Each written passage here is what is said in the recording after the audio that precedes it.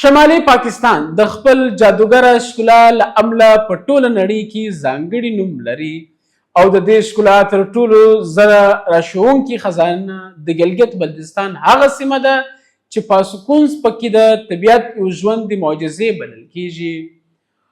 کله چې د کراکورم د غرونو په غیږ کې سفر کوي نو ناڅاپه دې سترګې د داسې غرونو سره مخ شي چې لکه د اسمان په لور میغ ولاړ ستنې وي. دا هماغه د پاسکونز مخورتي او نیوکي غرونه دي چې داسې ښکاري لکه طبیعت خپله هنري نقاشي په ډیره پاملرنه رسمه کړې وي. د کراکرم هایوې لارې له چې کله ګلګت څخه هونزې ته سفر کوي نو شاوخوا یو ساعت وروسته داسې منظر مخته راځي چې سړی یې له ښکلا بې حسه شي. نیله اسمان، سپینې واورینې څوکې او د پاسوي ګلیشیر یخ وهلي څپې دا ټول یو داسې صحن جوړوي لکه د جنت یو دروازه چې پرانستل شوې دي.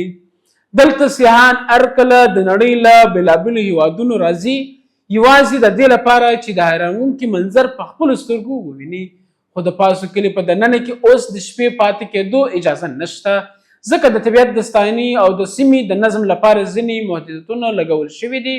خو بیا هم سیاحان له نږدې سیمو لکه ګلمټ څخه د دې غرونو ښکلا په ډېره ښه ډول لیدلی شي. کله چې لمر د غرونو تر شا ورو ورو پټېږي نو پاسکونز داسې ښکاري لکه د ورو رنګ اسمان لاندې وړه یخ مجسمې د غرونو پر سر د لمر وړانګې داسې ځلیږي لکه زرین رنګ چې پر سپین یخ شیندل شوي وي. دا ځای یوازې د طبیعي ښکلا لپاره نه دی بلکې د پاکستان د سیاحت په اقتصاد کې هم مهم رول لري. د کراکرم د سیمې د نړۍ د لوړ غرونو د لړۍ برخه ده او د هونزې دره د خپل ځانګړي کلتور، طبیعي ښکلا او سړې هوا له امله د نړۍ د سیاحتي نقشې مهم نوم ګرځېدلی دی. پاسکونز یوازې غرونه نه دي بلکې داسې خاموشې کیسې دي چې طبیعت یې د زرګونو کلونو په خاموشۍ کې لیکلی دي او هر څوک چې دا ځای ویني داسې احساس کوي لکه د ځمکې او اسمان ترمنځ په یو جادویي نړۍ کې ګرځي.